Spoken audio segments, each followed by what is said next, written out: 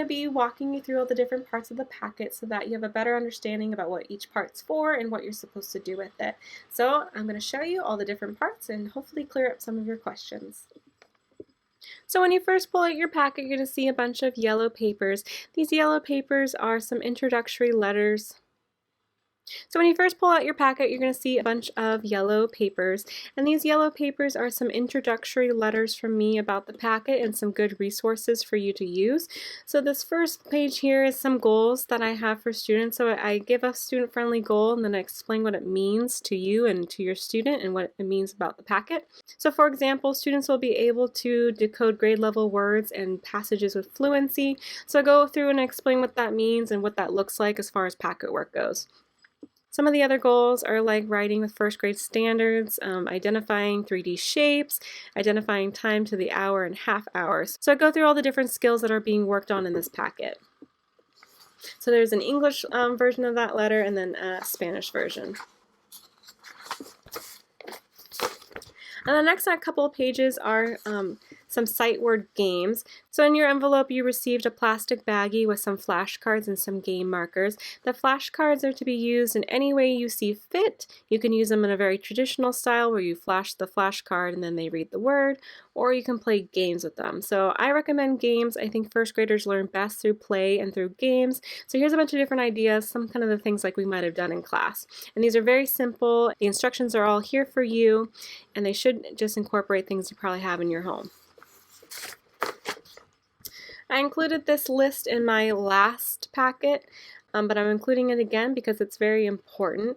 So when your child's reading to you or you're reading to your child, it's really important that they're working on reading comprehension skills, and that means understanding what they read or what they heard.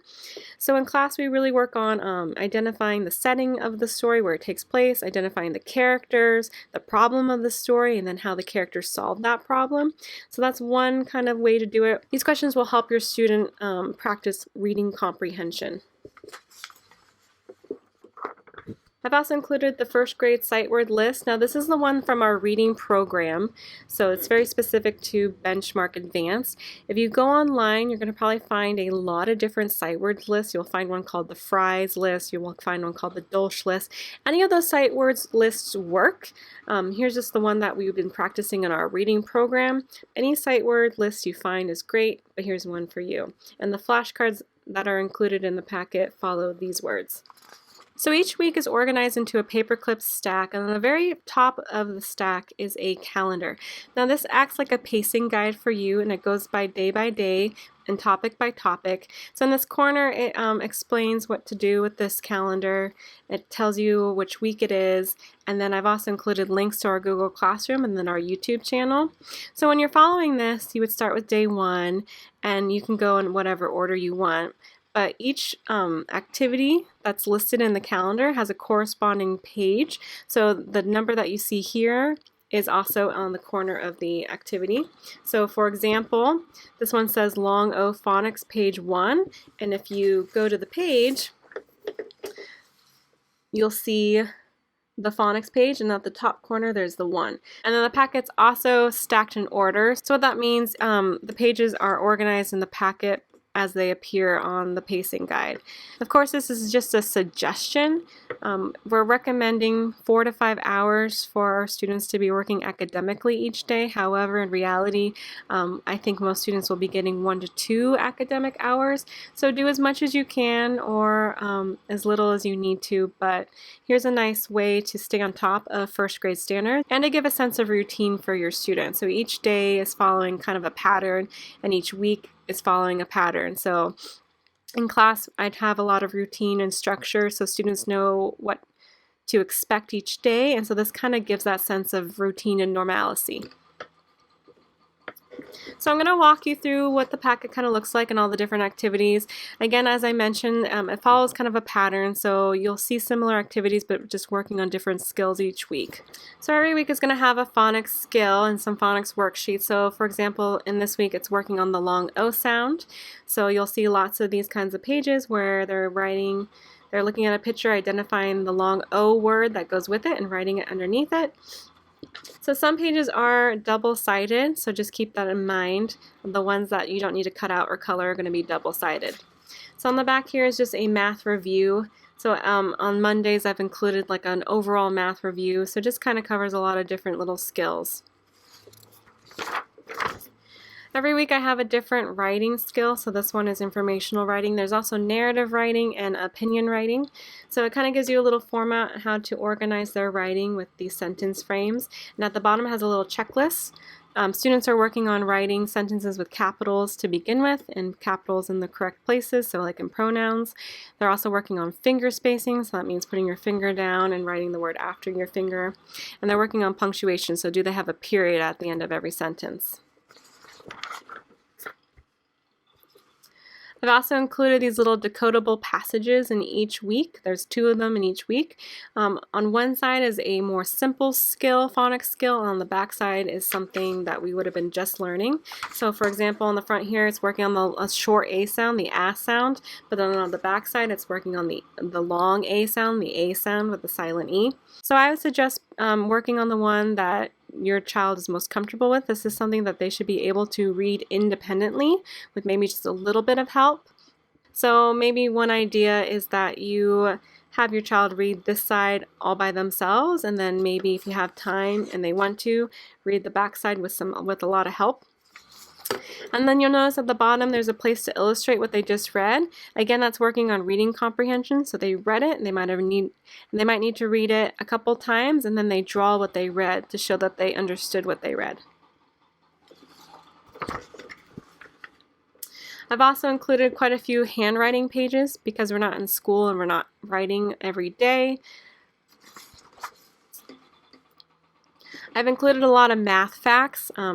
Math facts are really important for students to understand and have them kind of memorize, so that when they're doing harder math in 2nd and 3rd grade, they don't have to think about what 1 plus 2 is anymore. They just have that under their belt. One of the things you can do is time your student if they're comfortable with that, if that doesn't stress them out, and see how fast they can do this. Another phonics page. Another handwriting page. In these packets I've included a lot of games and game boards. So for example, this one's working on doubling adding. And so all these directions are on the page for you. And there's a little key over here. So there's a couple games that are like this one, and there's some different kinds of games. And in that little plastic baggie, I included 2 plastic game markers that you could use to move around the board or anything that you have at home. So these are pretty simple. You just have to follow the directions that are on the page.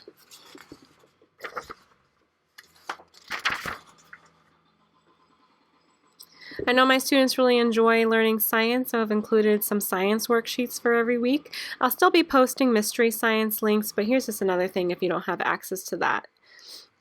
So like for example, this one's working on living and non-living, and another thing that 1st graders are working on is different kinds of lights and sounds, and different kinds of classifying different kinds of animals. So you'll see a lot of those kinds of worksheets in here. Every week has a reading comprehension passage, so I would not expect a 1st grader to be able to read this independently. They'll need some help, but the skill that they're working on is understanding what was read to them or what they read. So here there's questions that go along with the passages, so they should be able to answer those independently and then write them with some support. And on each of these there's a column here with vocab words, so that's really nice for students who are learning English to get some more exposure to vocab words. Every week has a sight word coloring page, so students are pretty familiar with this. We do these in class. At the top is a key, so each word has a different color that it should be colored with. So you look for the word, you look for what color it is, and then you color that box the corresponding color. Some more math skills. This is 3D shapes. Every week has a different 3D shape to actually build. It's a nice way to show students the concept that a 3D shape is something that you can hold and has a solid form.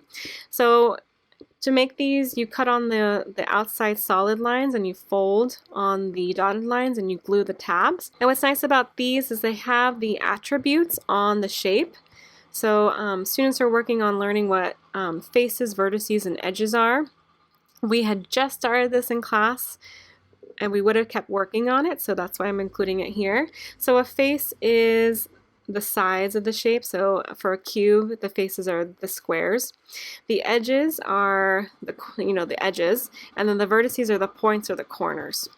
So it tells the student each one of these attributes. And so students should be able to identify each 3D shape and its attributes.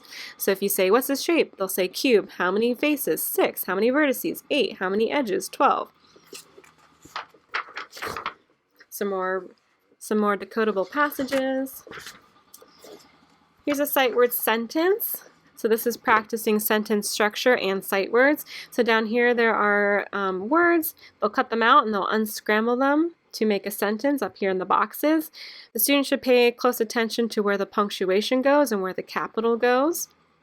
And then they'll rewrite the sentence in its entirety. Some more math skills. This is practicing number lines. And then at the end of every week, there is a direct draw. I'll still be linking videos to direct draws, but here's a nice way if you don't have access to a video, if you just want a different option. So this is nice because it shows students how to follow directions, so they're following each one of these steps to make a drawing. So every week is like that. So the format for the first week is the same as the second, and so on. So here's week 5, week 6, and week 7. At the back of your packet there's an extra section, so this pink paper is just showing you that's a different section. The very first thing you'll find is this visual of all the first grade goals. So this is a nice thing to have, to, kind of like a check sheet, like how's my student doing. It's just a cute little visual to show all the different skills first graders should have before going to second grade. So in this packet we're really working on the time one, the 3D shape one, and then decoding words. So the next couple pages are these chants. There's the blend chant, the alphabet chant, and the long vowel chant. So these were used as warm-ups during reading groups, so your student is very, very familiar with these. But I will be posting videos how to use them and what kind of reading routines we would do in a reading group. I've included a lot of these dice templates. Some of them are being used in YouTube videos. So for example, I have a video coming out this week that shows a number line game where you're using these cubes. If you go on Pinterest, there's tons and tons and tons of ideas for games. So I thought it would be nice to include some templates for cubes so that you can make your own dice. So there's little ones, there's big ones, and there's also ones that have the dice dots on them already. I've included a couple number lines. Again, there's endless ideas for games with number lines. I am posting a video later this week that has one. So there's one of these number lines goes all the way to 100, so you cut out all these little boxes and you glue them on the gray tabs to make a number line that goes from 0 to 100. There are some shorter ones. So these are the ones that we use in class to help us add. So if they're working on math fluency, like in adding, they can use this to hop along. There are 3 here. For the game that I'm posting this week, you only need one of them. So this is a number line that goes from 0 to 20. Very helpful for adding. A first grader should be able to add within 20. So this is a great tool to help them with their adding. And that's the end of the packet. Again, the only other thing is that little plastic bag with the flashcards and the game markers in it. So in summary, each week is organized by a paperclip. Everything you need for that week is all in this little stack. There are 4 weeks of work and then some extra materials for games. Again, I will still be posting regularly on YouTube, including a daily calendar video. Those are very short and they go through our normal calendar routine, so that's a nice sense of normalcy. The idea of this structure is to have a very predictable routine for every day. Students really benefit from having a routine schedule, and this is a way to help with that. Of course, your child's learning is not limited to what's on this packet. Everything your child is probably doing right now is academic in some way, even if it's taking care of chickens or tending to a garden or building out of Legos. That all counts. So feel free to log that on the back of the calendars. And I'm also still posting on Google Classroom. There's a lot of alternative activities to worksheets on there. And I'm continuing to post lessons on YouTube as well. So those are all different resources you can use to help your child learn. Again, you know your child best and you know your family best, so we are in an emergency situation. It's unprecedented, so don't feel overwhelmed or stressed. Just do as much as you can, and if it's just a couple things a day, that's fine. If you have any questions about what I've talked about or in this video or something I didn't mention, don't hesitate to contact me. I'm very active on Class Dojo. You can reach me by my phone or my email. I'm responding to all of those throughout the week. All right, thank you for listening. Stay healthy, stay safe, and I hope that this is successful for you, and let me know if there's any way I can help you. All right, bye-bye.